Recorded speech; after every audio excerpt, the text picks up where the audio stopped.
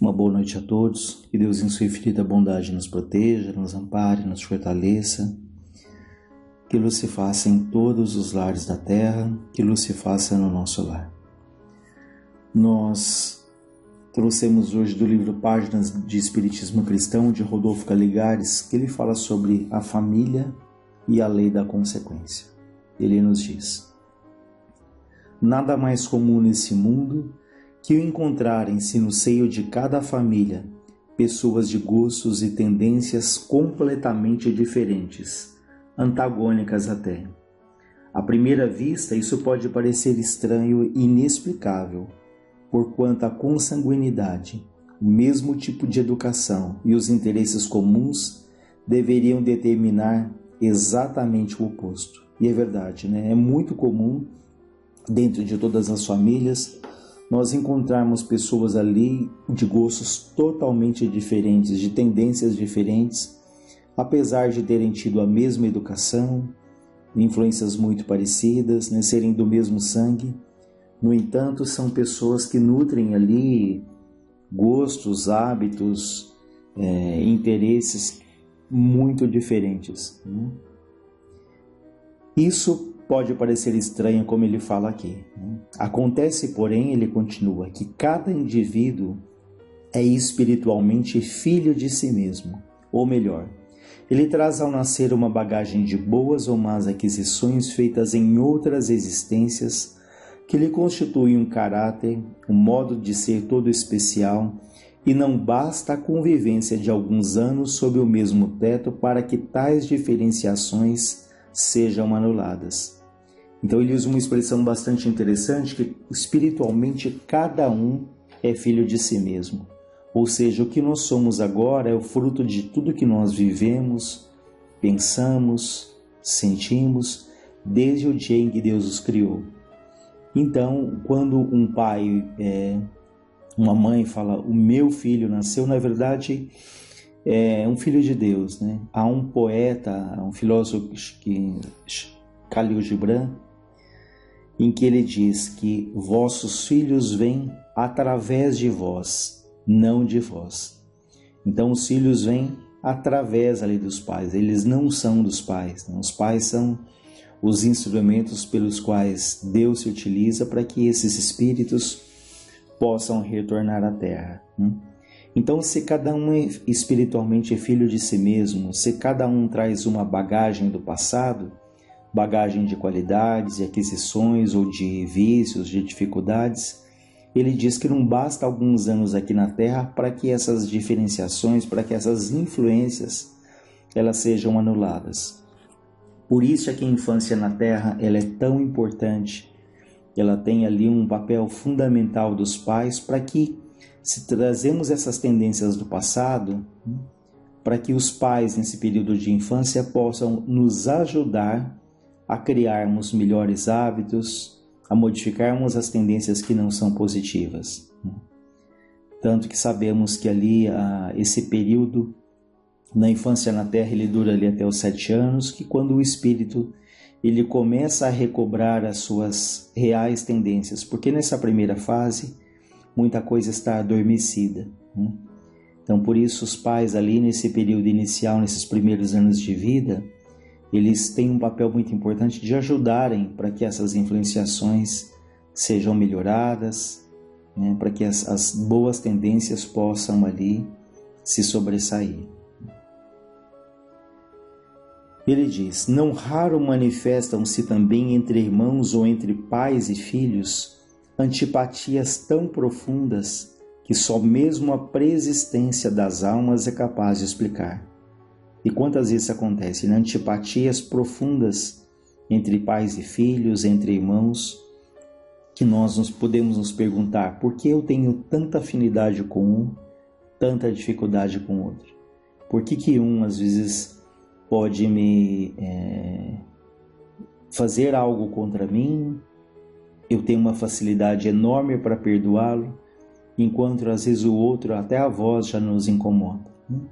Então, se nós não pensarmos no passado, nessa preexistência das almas, nesses relacionamentos de vidas anteriores, realmente fica muito difícil explicar por que a dificuldade e a antipatia é tão grande, ou outro oposto, porque essa afinidade que nos leva a sentir tão bem do lado de uma pessoa nos faça gostar tanto dela. Então, o Espiritismo nos deixa claro que quando as dificuldades ou quando as respostas elas não se encontram nessa vida, elas estão no passado, ou seja, a preexistência, as reencarnações, a convivência em existências anteriores, que elas influem decisivamente no nosso comportamento, nas nossas reações nessa existência. Mas se Deus ali nos coloca juntos, sob o mesmo teto, principalmente ali no campo familiar, é porque ali há a necessidade, há o benefício do crescimento, quando ali acontece uma reconciliação. Ele nos diz ainda, talvez nos digam, não seria mais razoável, não seria melhor que os renascimentos obedecessem aos princípios da afinidade para que houvesse mais compreensão, mais paz, mais alegria nos lares? Então, uma pergunta bastante interessante que ele faz. Nós não poderíamos nascer entre pessoas que temos afinidade, que temos uma convivência mais serena, mais tranquila, para que houvesse mais compreensão, mais paz, mais alegria nos nossos lares? Ele responde, sem dúvida que seria mais razoável. É assim que se formam e se sustentam os grupos familiares nos mundos mais adiantados que o nosso. Vejam, é assim que isso acontece, esse convívio, esse renascimento entre pessoas afins, mas em mundos mais adiantados que o nosso. A humanidade terrena, entretanto, tem que se despojar primeiro das suas inúmeras fraquezas e imperfeições para fazer jus a essa felicidade. Então, na medida em que nós vamos adquirindo ali a paciência, a compreensão, o respeito, o perdão, olhar para o outro, desenvolvermos ali a empatia pelo outro, então gradativamente nós vamos conquistando o direito de vivermos ali em mundos onde haja essas reuniões de espíritos afins. Mas como ele fala, nós temos que nos despojar primeiro, porque esperamos a convivência com alguém que nos respeite, que nos ame, que nos compreenda, que entenda as nossas dificuldades. Da mesma maneira que nós esperamos alguém assim do nosso lado, alguém também espera que sejamos compreensivos, pacientes, solidários, afetuosos, ou seja, para conquistarmos o direito de termos alguém assim, nós temos que nos doar, nós temos que cultivar dentro de nós aquilo que nós esperamos do outro.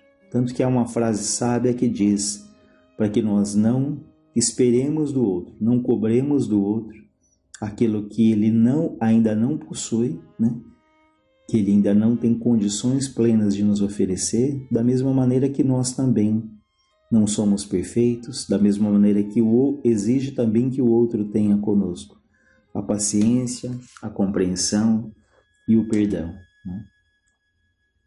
No estado atual da nossa evolução, somos colocados em contato com aqueles que possam contribuir para o desenvolvimento das virtudes que nos faltam, tais como a benevolência, a resignação, a humildade, a perseverança, a mansidão, a obediência, a tolerância, o perdão, a renúncia, a caridade. E é precisamente no Instituto da Família que se nos apresentam as melhores condições para isso. Então é dentro do campo familiar, nessa sagrada oficina que nós estamos, é que temos as melhores condições de desenvolvermos esses pontos que ele fala, a benevolência, a resignação, a humildade, a paciência, porque podemos ali ser gentis, atenciosos, com os amigos, no ambiente de trabalho, com os que nos cercam, mas é dentro de casa em que nós de fato mostramos ali quem nós somos. Então ali é a oficina sagrada que temos a oportunidade de desenvolver essas qualidades para essa reconciliação, ou quantas vezes temos ali as nossas afinidades, aí a nossa gratidão a Deus para que esses laços sejam fortalecidos, né? Agradecendo a Deus por permitir espíritos ali que nos estimulam, que nos impulsionam, que nos fortalecem. Então nós temos que ser gratos a Deus pelos desafios que nos levam a crescer, que nos tiram ali do comodismo, que nos mostram quem de fato somos, mas também agradecer a Deus pelos afetos que nos amparam, que nos fortalecem, né? Que estão ali do nosso lado. Outro sim, em nossas vidas anteriores, todos havemos cometido deslizes, praticado injustiças, perpetrado traições, usurpado direitos e laqueado a boa fé alheia, agravando, ferindo, prejudicando seriamente nossos semelhantes, ligando-nos a eles pelos laços de ódio. Então podemos pensar, poxa, mas eu nunca fiz nada contra ninguém. Mas lembremos sempre das múltiplas existências que já tivemos, em que nessas existências, né, cometemos deslizes, praticamos injustiças, abusamos do poder, abusamos talvez da beleza, né, da sexualidade, enfim, né, acertamos, é verdade, mas também provocamos ali mágoas, ilusões em corações que confiavam em nós e que hoje a vida pode nos colocar ali junto com eles para essa reconciliação. Ora, a providência divina exige a harmonização daqueles que se hajam tornado inimigos e pela lei da consequência eles são reaproximados tantas vezes quantas sejam necessárias, a fim de que em novas relações possamos transformar a aversão em amizade. Pois o propósito de Deus é que todos nos amemos mutuamente, formando uma só e grande família que é a fraternidade universal. Destarte-se dentro em nossa própria casa alguém que se erige, né? Alguém que se apresente ali como nosso desafeto, o que nos cumpre fazer é conquistá-lo com o nosso carinho, ou quando esteja acima das nossas forças, suportá-lo pacientemente, ou seja, cultivarmos ali o respeito, né, pela pessoa que está ali ao nosso lado. O acaso não existe. E se o destino nos colocou lado a lado, é quase certo tratar-se de um credor do pretérito, né, do passado, com o qual temos contas a ajustar. Procedendo dessa maneira, estaremos fazendo a nossa parte, adquirindo méritos para uniões mais ditosas no porvir, no futuro. Caso, porém, mantenhamos aceso o fogo da discórdia, revidando-lhe ultrajes e demonstrações de malquerência, estamos simplesmente acumulando dívidas, cujo resgate depois será ainda mais penoso que o sacrifício que nos seria preciso realizar agora. Então ele nos convida, né, para que então, retomando aquilo que ele diz, desenvolvamos ali no dia a dia essa paciência, essa compreensão, entendendo ali que aqueles que caminham conosco são espíritos que também têm seus sonhos, que também têm os seus anseios, que muitas vezes trazem ali determinados hábitos e comportamentos que não nos agradam, mas nós podemos ter contribuído ou provocado aquilo no outro. Então nós retornamos ali para esse aprendizado juntos, né? Acho que essa palavra cabe muito bem, aprendizado, porque nós aprendemos muito ali nos momentos de paz, mas as dificuldades também nos ensinam, né, nos levam ali a refletir, né, e na busca pela ajuda, na busca pelo equilíbrio, todos ali crescem. Então, façamos ali a nossa parte, aproveitemos esses momentos do Natal em que vibrações amorosas nos chegam e façamos ali o que nos cabe, doando ali o melhor que temos dentro de nós, né? Quantas famílias acabam se separando, né, não se encontram mais ao longo dos anos. Então talvez seja o momento aí de repensar, de pedirmos perdão quando julgarmos que erramos, ou se julgamos que estamos certos, quantas vezes dar um passo atrás, né?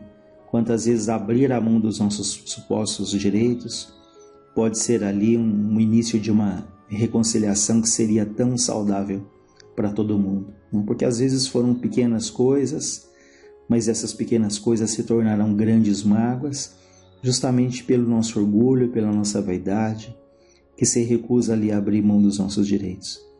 Então valorizemos ali a família, busquemos essa reconciliação, sempre gratos a Deus, nosso Pai, a Jesus, nosso Mestre.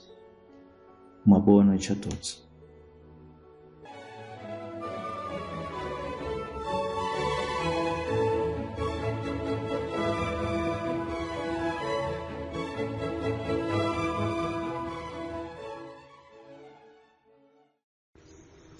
Boa noite a todos, que a paz de Jesus esteja conosco hoje e sempre.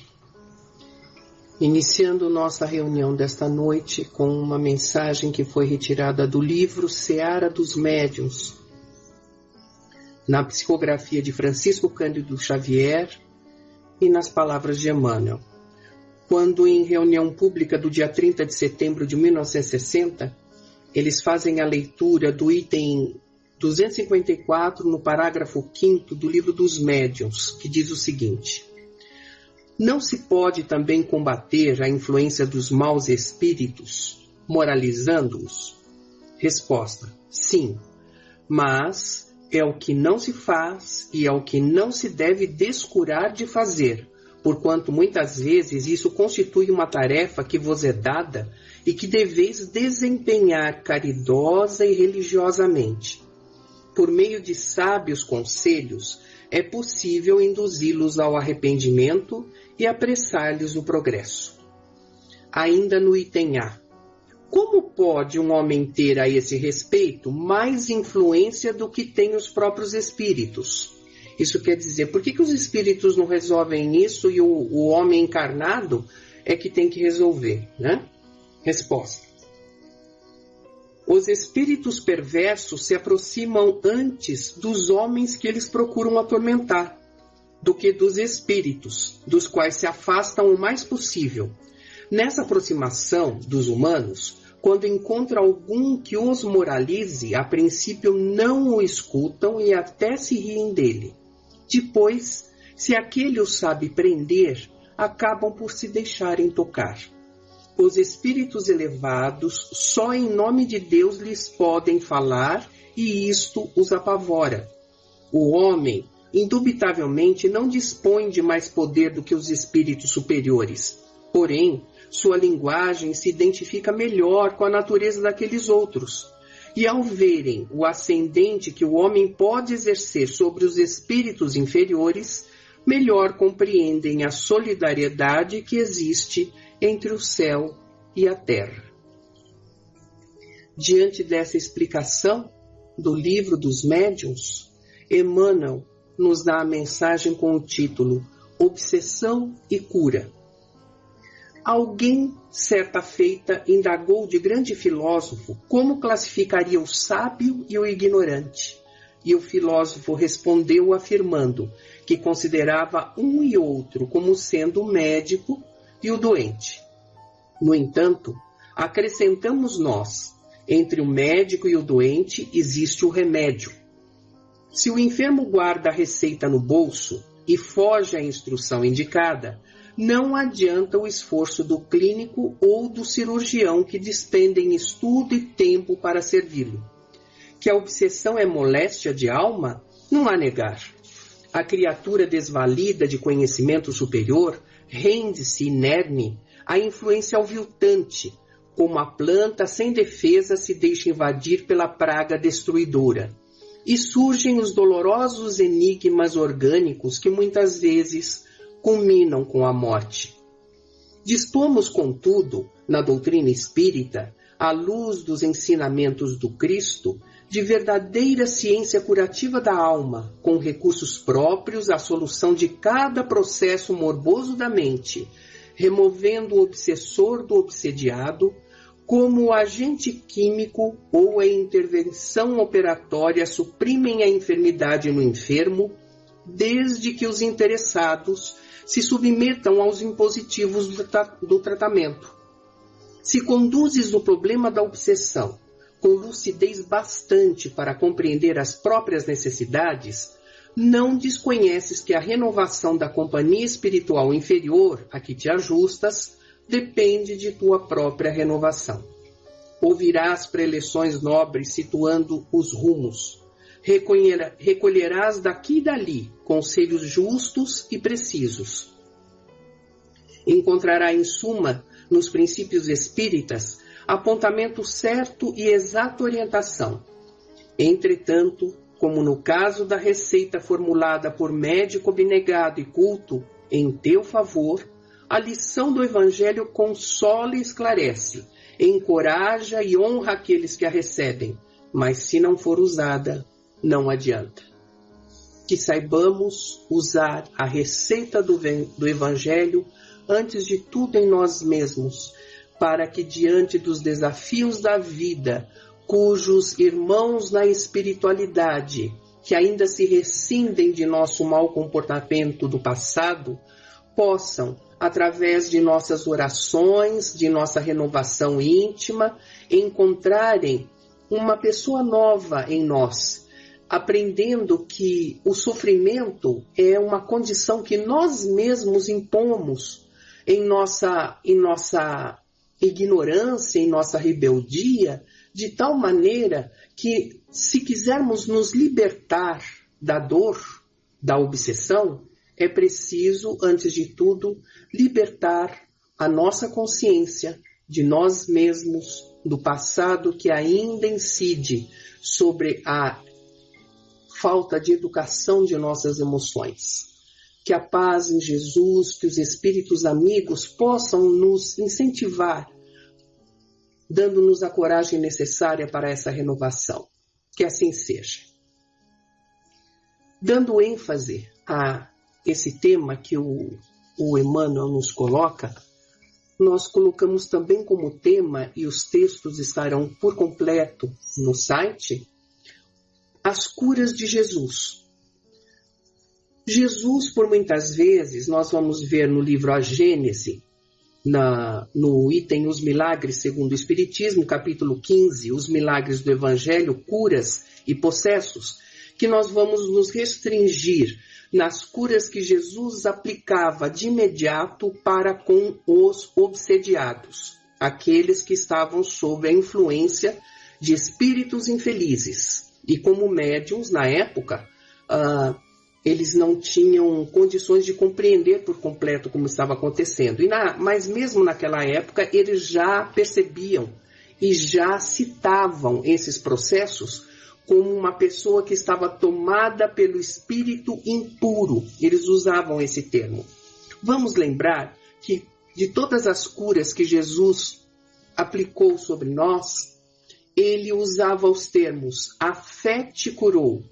Não é a credibilidade em si, mas é a confiança que temos na lei superior e o nosso comportamento de renovação na credibilidade das leis divinas que nos fazem mudar para o bem, é que faz com que a gente se modifique e, inevitavelmente, estaremos modificando o nosso corpo físico, porque tudo começa pelo pensamento, como a gente sempre fala nos estudos doutrinários, né? Jesus também dizia assim, vá e fale para todos da tua cura.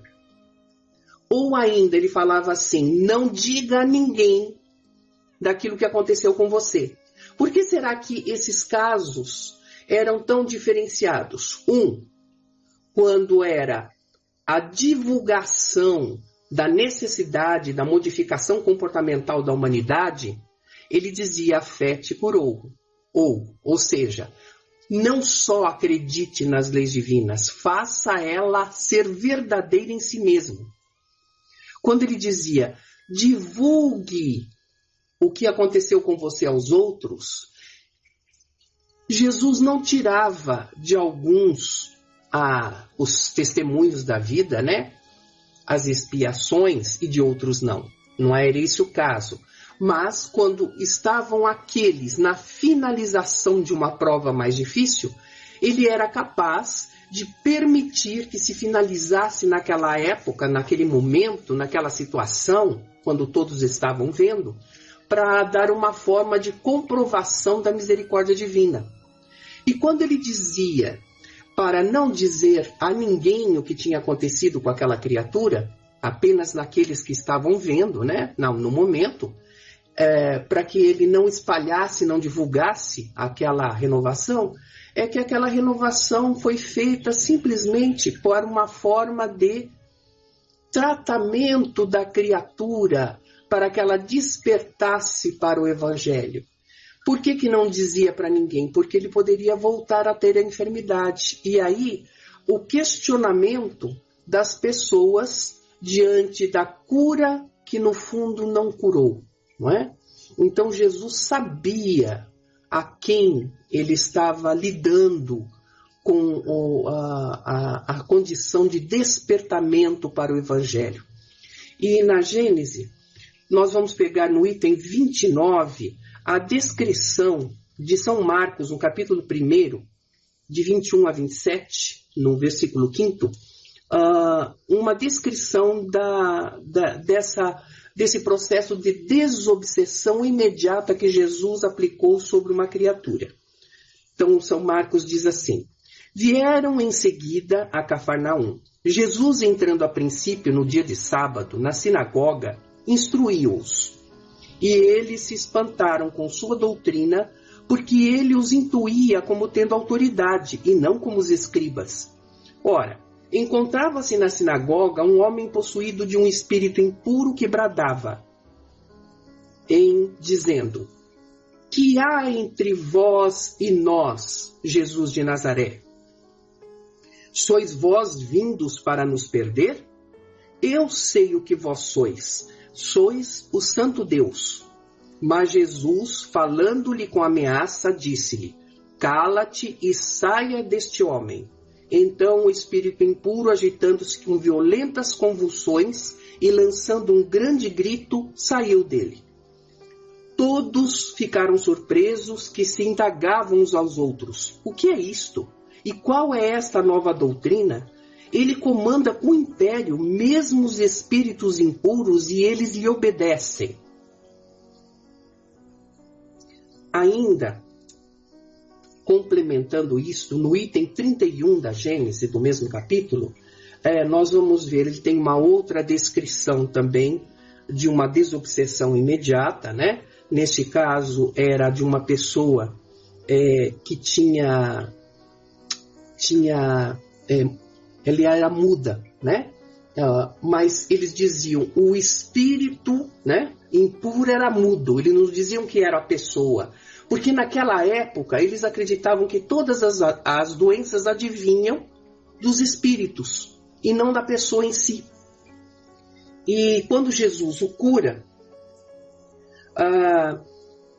porque os apóstolos, tentando ajudar esta criatura, não conseguiram afastar o espírito obsessor, né? Então, os apóstolos chegam perto de Jesus e dizem assim, quando ele entra em casa, disseram em particular: de onde provém não termos podido expulsar esse demônio? Porque Jesus já dizia que ele, como todos nós, éramos deuses, né? Então, por que ele conseguia e os apóstolos não, já que estavam seguindo a Jesus? E Jesus responde: esta sorte de demônio não pode ser caçada por nenhum outro meio senão pela prece e pela abstinência. Essas palavras são também de São Marcos, no capítulo 9, versículo 13 a 28. Os textos estão no site. Quando Jesus diz pela prece e pela abstinência, muitas vezes, equivocadamente, a criatura humana achou que abstendo-se, por exemplo, da alimentação, abstendo-se da sexualidade, ela seria capaz de ter condições de agir sobre a matéria. E os ensinamentos de Jesus vêm nos esclarecer que a prece, antes de tudo, é a elevação da sintonia para a espiritualidade superior. E a abstinência é estarmos constantemente em modificação moral para o bem. É essa abstinência, é essa reeducação que nós devemos ter em nós, que nos promove condições facilitadoras para o trabalho de desobsessão.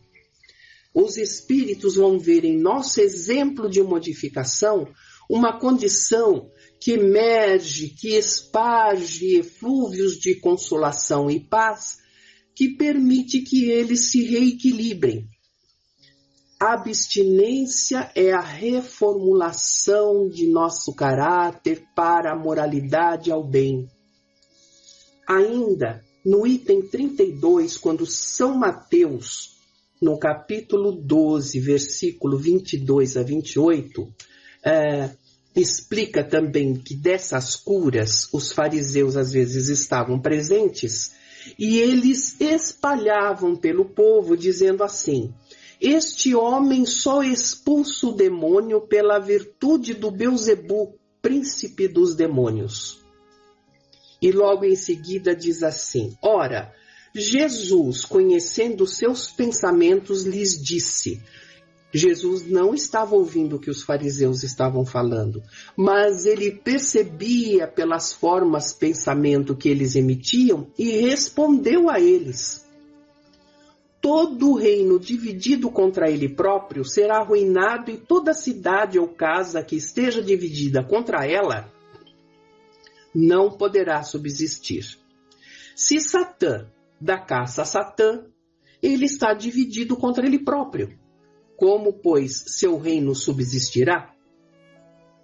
Então, dessas questões que são extremamente interessantes, nós vamos ver explicações de Kardec, do item 33 a 36, falando sobre esses esclarecimentos que Jesus promovia na época e que hoje nós podemos enxergar de uma forma mais explícita, mais consciente, né? Ele diz assim: as libertações de possessos figuram com as curas entre os atos e os mais numerosos de Jesus. Tá?